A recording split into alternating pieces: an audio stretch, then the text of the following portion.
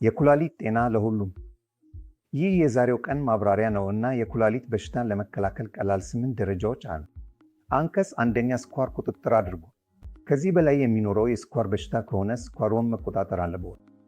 አንቀጽ ሁለተኛ የደም ግፊትዎን ቁጥጥር አድርጉ። ከሆነ የደም ግፊት ችግር ካለዎት የደም ግፊትዎን መቆጣጠር አለብዎት። አንቀጽ ሶስተኛ ምግብ ቁጥጥር። ከዚህ በላይ የኩላሊት በሽታ አደጋ አለዎት ከሆነ እንደ ስኳር በሽታና የደም ግፊት በምግብ ቁጥጥር ላይ መሆን አለብዎት። አንቀጽ አራተኛ መጨረሻ ከማጨስ ይቆጡ። አንተ አጨራ ከሆኑ የኩላሊት በሽታን ለመከላከል መጨረሻን መተው አለብኝ። አንቀጽ አምስተኛ ጤናማ የህይወት መንገድ። ይህ በጣም አስፈላጊ ነው። ጤናማ የህይወት መንገድ ማድረግ አለብህ። ምግብና እንቅስቃሴም በዚህ ላይ በጣም አስፈላጊ ናቸው። አንቀጽ ስድስተኛ ከፋርማሲ በሚገኙ ያልተመዘገቡ መድኃኒቶችን ከመውሰድ ይቆጡ። ለምሳሌ የህመም አስተካካይ መድኃኒቶችን አትውሰዱ። ይህ ኩላሊትዎን ሊጎዳ ይችላል።